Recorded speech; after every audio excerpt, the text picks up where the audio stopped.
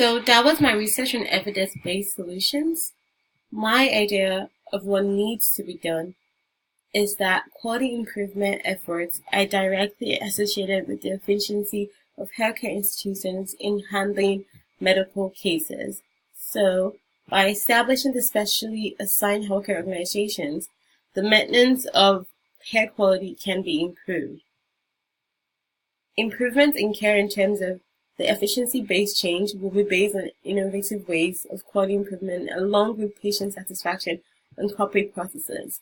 So I think that integrating and putting all these, new organizations and based on the evidence that I gave, trying to, reconfigure and changing the funding mechanisms would help to drive quality and efficiency in healthcare to a higher level.